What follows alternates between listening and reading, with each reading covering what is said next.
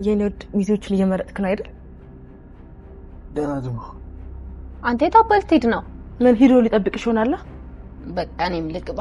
ጉድጓድ ግቢ በእኮ የኔን ክፍል እኮ ጉድጓድ በእብዬ ጉድጓድ በእኮ በቃ ልግባ ጉድጓድ። ቻው ዳደሪ። አንቺ ደግሞ ተነስተሽ ተኝሽ። አሁን ነው እንዳ አዘጋጅተው ይጠብቅሻል። ምንድነው ያልሽው? ግማት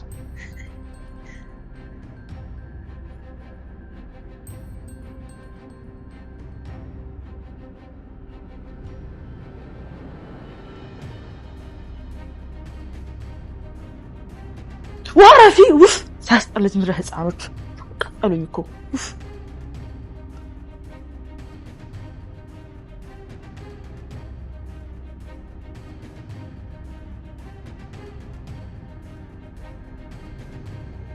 ለምንድነው ማያስጨንቀኝ?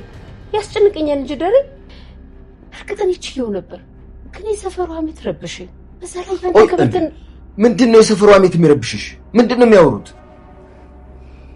እረቶይ ምንም ማያወሩት ነገር አለ ገና ማርታ ለምን አትነግሪኝ? ምንድነው የሚያወሩት አልኩሽ? የሰላም ጉዳይ ነው።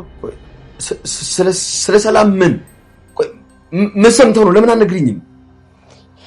ስለ ልጇ የሰላም ልጅ ምን ሆነች? ማለት ቆይ ምንድነው የተፈጠረው? ምን ሆነች?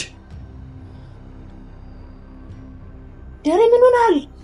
ተረጋጋ እንጂ። ቆይ ለምንድነው የምረጋጋው? ማርታ እንዴ የሚወራው ነገር እኮ ቀላል አይደለም።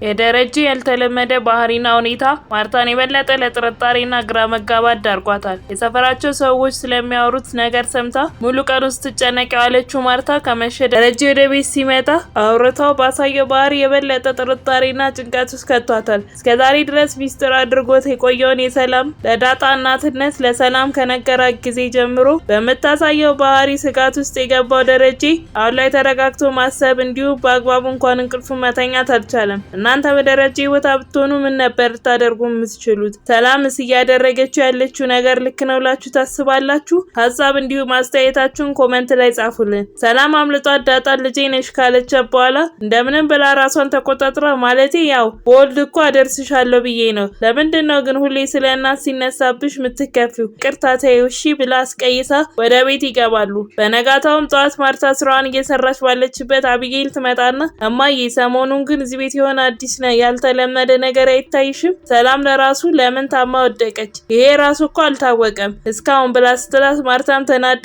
እስቲ ዝም በይ ኤቢ ምንድነው የምትይው ብላ ትጮህባታለች። ኤቢም ቀጥላ እሺ ግን እማዬ የምጥን እናት ደግሞ ምን እንዳለች ብታቂ ነኔም ለውሃም ነው የነገረችን። ምን አለች መሰለሽ? ማርቲ እኮ አንዳንዴ ሞኝ ናት። የቤት ሰራተኛዋ ቤቷ ውስጥ ሆና አርግዛ የልጇን አባት እንኳን ማን ነው ብላ አትጠይቅም ብላ እያወራችልሽ ነው ብላ ስትላት ማርታም ደንግጣ ምን አንቺ ልጅ ጭራሽ ብለሽ ነገር እያመላለሽ ከመንደርተኛው ጋር ታጣይኝ ነው ጥፊልኝ ከዚህ ብላ ታባረራታለች። ቀጥላም ከራሷ ጋር ማውራት ትጀምራለች። ቆይ እኔ የግዴታ የልጅሽን አባት ተናገሪ ብዬ ማስገደር ነበረብኝ ማለት ነው? ያደረኩት ነገር ልክ አይደለም እንዴ ብላ ከራሷ ጋር በሐሳብ መጋጨት ትጀምራለች። ከትንሽ ቆይታ በኋላ አቢጌል አርጁንን ደውላ ሰፈራቸው ጠርታ ካስመጣችሁ በኋላ የሚወዳት ከሆነ አንድ ነገር እንዲያደርግላት ትጠይቋለች። እሱ ምን እንደሆነ ስጠይቃት ኤቢም ቀጥላ ምን መሰለ አንድ ነገር አለ አይደል ብላ ስትል አርጁንም ጁድ ማለትሽ ነው ማለቴ መስተፋቅር ብሎ ሲላት አቢጌልም አዎ ጎበዝ እኔም እንደሱ አይነት ነገር ነው የፈለኩት ትሏለች። እሱም ኧረ አይሆንም ኤቢ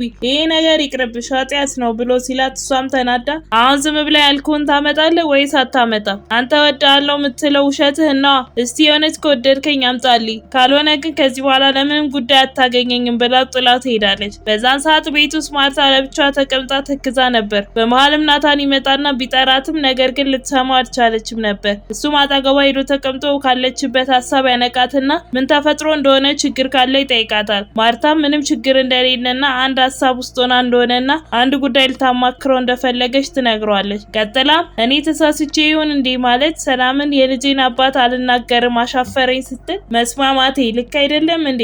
እስቲ ቀለል አድርገህ ያውና ሀሳብህን ንገረኝ ብላ ስትለው ናታንም ማነው ቆይ ይህንን ሀሳብ ያመጣው? አቢጌል ናታ አይደል? እማዬ እኔ እንደማስበው ሰዎች ደጋግመው ስለ አንድ ነገር ስላወሩ ትክክል ናቸው ማለት አይደለም። ልክ ያልሆነ ነገር ልክ ሊሆን አይችልም ብሎ በምሳሌ አስደግፎ ሲነግራት ማርታም ልክ ነህ ናታን፣ ሰዎች ስለ አንድ ነገር ደጋግመው አወሩ ማለት እኔ ተሳስቼ ነው ማለት አይደለም።